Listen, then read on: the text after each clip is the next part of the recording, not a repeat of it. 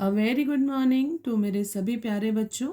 जैसा कि you all know that we have understood the chapter power sharing first of political science class 10.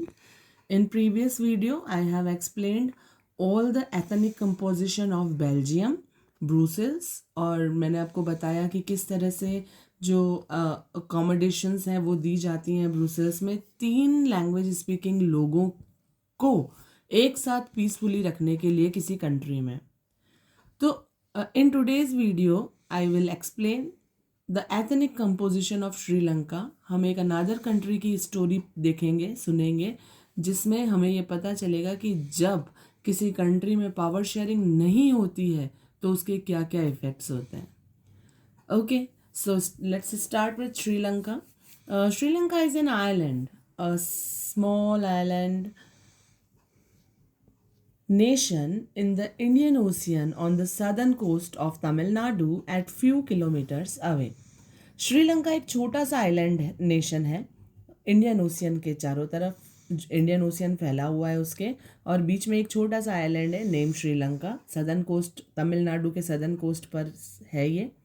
वहाँ से few kilometres away, आपको पता है ये जो रास्ता है तमिलनाडु से फ्यू किलोमीटर्स अवे जो श्रीलंका तक जाता है बच्चों, वो पाक स्ट्रेट के थ्रू जाता है, जिसे हम राम सेतु कहते हैं। और करीब 2 करोड़ पॉपुलेशन जो है वो यहाँ रहती है, और श्रीलंका की जो कैपिटल है वो है कोलंबो। एथनिक कंपोजिशन की बात करें तो एथनिक जो वर्ड है बच्चों, इसके बारे में मैं आपको पहले भी बता चुकी हूँ कि एथनिक का मतलब होता है a group of people which follows same culture, same language, same ethics and same traditions.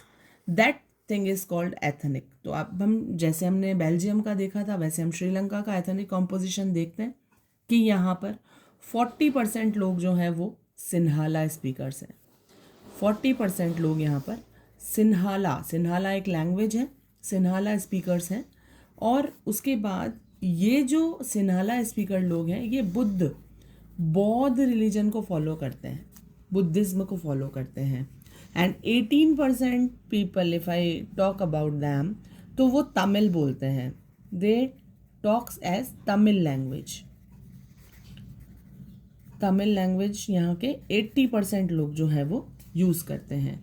उसके बाद तमिल भी बच्चों 2 प्रकार के होते हैं। 2 types of Tamil speakers are there. First, that who is already residents of Sri Lanka.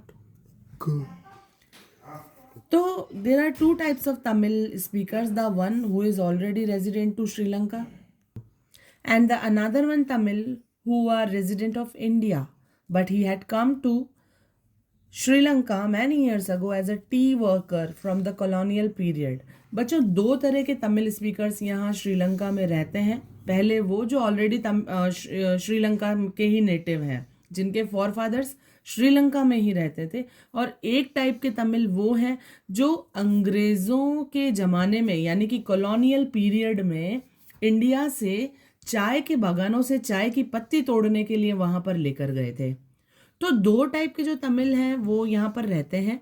और 7% पीपल जो हैं वो क्रिश्चियन बोलते हैं। इट मीन्स श्रीलंका में 7% पीपल जो हैं वो क्रिश्चियंस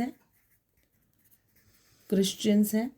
और ये जो क्रिश्चियंस हैं बच्चों, ये सिन्हाला भी बोलते हैं और ये तमिल भी बोलते हैं। बोथ लैंग्वेज दे स्पीक्स। सो तमिल जो है वो बुद्धिज्म को फॉलो नहीं करते हैं मोस्टली। वो लोग आइदर या तो हिंदू हैं और मुस्लिम हैं। तो तमिल्स जो हैं वो या तो हिंदू रिलीजन को फॉलो कर रहे हैं या मुस्लिम रिलीजन को फॉलो कर रहे हैं।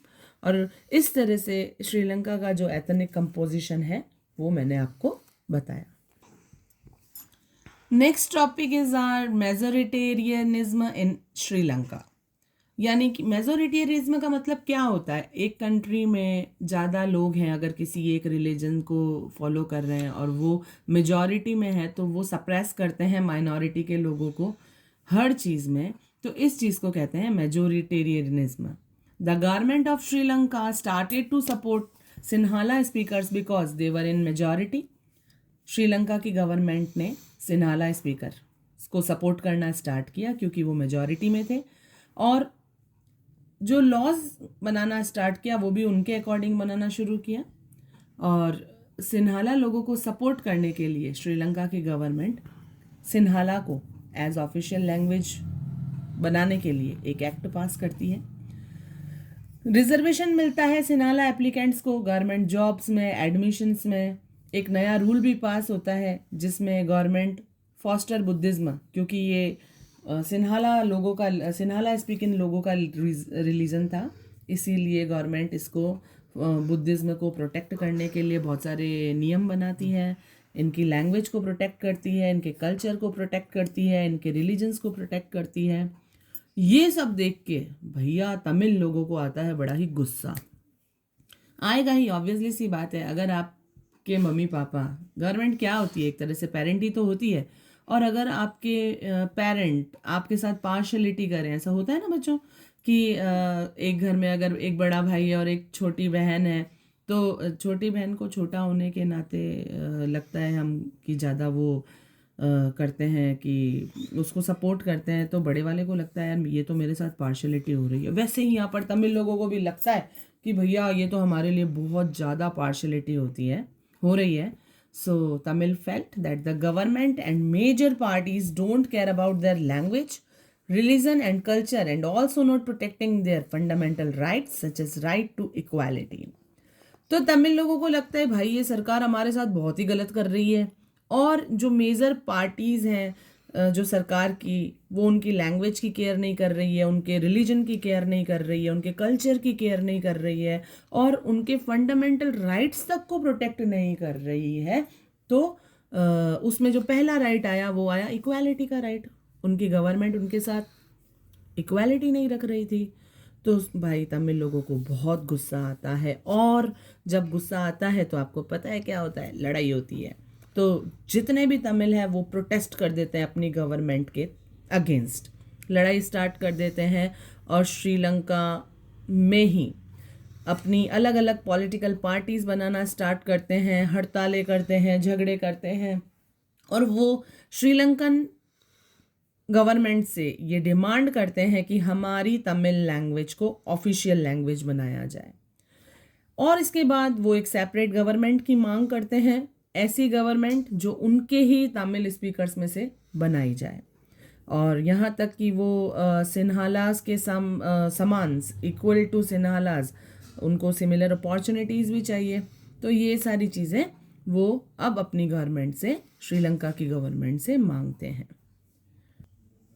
लेकिन श्रीलंका की गवर्नमेंट को इन चीज़ों से कोई फ़र्क नहीं पड़ता, और वो तमिल लोगों को इग्नोर कर देती है, फुल्ली इग्नोर। तो श्रीलंका की जो गवर्नमेंट है वो बल्कि इस चीज़ के लिए इन लोगों को हैरेस करती है, इग्नोर करती है, और इनकी बात को नहीं सुनती है। मीन्स तमिल स्पीकर्स की बात को नहीं सुनती है, इग्नोर कर देती है। तो इससे तो तमिल लोगों को और ज़्यादा गुस्सा आ जाता है, और यहाँ पर शुरू होता है कॉन्फ्लिक्ट दोनों कम्युनिटीज़ के बीच में, और जो टर्न हो जाता है सिविल वॉर के रूप में। Tamil got angry with that and the conflict between both communities turned into civil war. तो ये जो चीज़ें बच्चों सिविल वॉर तक पहुंच जाती है, और इसका रिजल्ट क्या होता है, बहुत सारे लोग दोनों ही कम्युनिटीज़ के पूरी तरह से मारे जाते हैं, हजारों लोग। बहुत सारी फैमिलीज़ को देश से बाहर निकाल दिया जाता है एज रिफ्यूजीज़, और बहुत सारे लोग अपनी लाइवलीहुड्स को भी ख़त्म कर देते हैं, अपनी रोज़ी रोटी भी ख़त्म कर देते हैं। उनके पास कमाने का कोई ज़रिया नहीं रहता है, और इस सब से जो सिचुएशन है वो ख़तरे में आ जाती है। पूरी कंट्री का सोशल, इकोनॉमिक और कल्चरल लाइफ जो है वो टेरेबल रूप से ख़तरे में आ जाता है। बच्चों, we have studied about two stories, that one of the Belgium and the another one of Sri Lanka. So क्या देखा आपने, क्या सोचा कि बेल्जियम में किस तरह से तीन लैंग्वेज स्पीकिंग लोगों के होते हुए भी बहुत पीसफुली उनकी गवर्नमेंट एक सॉल्यूशन निकाल देती है, और वो सॉल्यूशन निकलता है पावर शेयरिंग के थ्रू। वहीं श्रीलंका की जो गवर्नमेंट है वो पावर शेयरिंग करने को तैयार नहीं होती है, एंड एज अ रिजल्ट वहाँ पे होता है सिविल वॉर, जो देश को पतन की तरफ ले जाता है, जो देश को डिसग्रेस कर देता है, किसी कंट्री को डिसग्रेस कर देता है अगर उसमें पावर शेयरिंग नहीं है। So why power sharing is desirable? Power sharing जरूरी क्यों है बच्चों? उसके दो रीजंस हैं, एक प्रूडेंशियल रीजन, एक मॉरल रीजन। प्रूडेंशियल रीजन वो होता है जो ऑफिशियली तौर पर होना ही चाहिए। पावर शेयरिंग और प्रूडेंशियल रीजन क्या होता है? That is power sharing is good, power sharing बहुत अच्छी है। क्यों? क्योंकि ये कन्फ्लिक्ट की पॉसिबिलिटी को रिड्यूस करती है, ये झगड़े की संभावना को कम करती है अलग अलग सोशल ग्रुप्स के बीच में। दूसरा रीजन जो है वो है मॉरल रीजन। मॉरल रीजन के अकॉर्डिंग पावर शेयरिंग डेमोक्रेसी की स्पिरिट होती है। इसी से किसी भी देश में न जाने कितनी ही लैंग्वेजेस के लोग शांति से पीसफुली अपना जीवन निकालते हैं। Now we talk about forms of power sharing. Power sharing की 3 फॉर्म्स होती है बच्चों। That one is horizontal distribution of power sharing, the other one is vertical distribution of power sharing, and the third one is coalition government. First we will talk about horizontal distribution of power sharing. बच्चों horizontal distribution of power sharing का मतलब है कि power sharing को आप same level पर divide कर रहे हो, कोई किसी के ऊपर डोमिनेंट नहीं है। और इस तरह से हॉरिजेंटल डिस्ट्रीब्यूशन में 3 टाइप है पावर शेयरिंग के। The first one is legislature, the second one is executive, the third one is judiciary. Different levels हैं गवर्नमेंट के, लेकिन लेवल सबका सेम है, कोई किसी पे डोमिनेंट नहीं है, सबका अलग अलग काम है और सब एक दूसरे को चेक कर सकते हैं कि कोई अपने काम में किसी तरह की कोई कमी तो नहीं रख रहा है। तो इसीलिए इस horizontal distribution of power sharing को system of check and balance भी कहते हैं। नेक्स्ट है vertical distribution of power sharing. ये टीयर्स में डिवाइड होता है बच्चों। इसमें 3 टाइप की गवर्नमेंट होती है, central government, state government, local government. Central government अपनी पावर्स को स्टेट गवर्नमेंट को शेयर करती है, स्टेट गवर्नमेंट अपनी पावर को लोकल गवर्नमेंट में शेयर करती है। इस तरह से ये पावर का शेयर करके देश को या कंट्री को ऑर्गेनाइज करते हैं, इसीलिए इसे फेडरल गवर्नमेंट भी कहा जाता है। और इस फेडरल वर्ड को आप नेक्स्ट चैप्टर में, चैप्टर नंबर 2 में फेडरलिज्म के थ्रू बहुत इजी वे में पढ़ेंगे। And the third type of government is coalition government. Coalition government का मतलब होता है बच्चों ऐसी गवर्नमेंट जो 2 या ज़्यादा पॉलिटिकल पार्टीज जब ज्वाइन हो जाती हैं साथ में और एक बड़ी पार्टी बना देती हैं, क्योंकि सिंगल पार्टी को क्लियर मेजॉरिटी नहीं मिली थी इलेक्शन में। और जब क्लियर मेजॉरिटी नहीं मिलती है किसी सिंगल पार्टी को इलेक्शन में, तो ये पार्टियां 2 या 2 से ज़्यादा पार्टियां मिलाकर या तो एक बड़ी पार्टी में ऐड हो जाती हैं, कोलैब कर लेती हैं, और या तो फिर खुद ही 3-4 पार्टियां मिलकर एक बड़ी पार्टी बना देती हैं। गवर्नमेंट की इस फॉर्म को कोलिशन गवर्नमेंट कहा जाता है। इसके अलावा एक और एग्जाम्पल होता है कम्युनिटी गवर्नमेंट का। ये जो कम्युनिटी गवर्नमेंट होती है वो जैसे आप इंडिया में देख सकते हो, जो रिजर्व कॉन्स्टिट्यूएंसीज हैं, जो हम ओबीसी, एससी, एसटी को जो रिजर्व राइट्स दिए जाते हैं वो इसी गवर्नमेंट में दिए जाते हैं। इसमें अलग अलग सोशल ग्रुप्स में पावर को शेयर कर दिया जाता है, जैसे रिलीजन के हिसाब से भी इसको देख सकते हैं या लिंग्विस्टिक ग्रुप्स के हिसाब से भी इसको देख सकते हैं, लैंग्वेज के हिसाब से भी इसको देख सकते हैं। और जैसा बेल्जियम में हुआ था, सेम इन दैट टाइप। यहाँ पर हमारा पावर शेयरिंग चैप्टर ख़त्म होता है। कीप वॉचिंग बच्चों, इसी तरह की और वीडियोस मैं आपके लिए हमेशा लाती रहूँगी। So please like, share, subscribe my videos and I will be more hard work for you all. Thank you so much. Bye bye.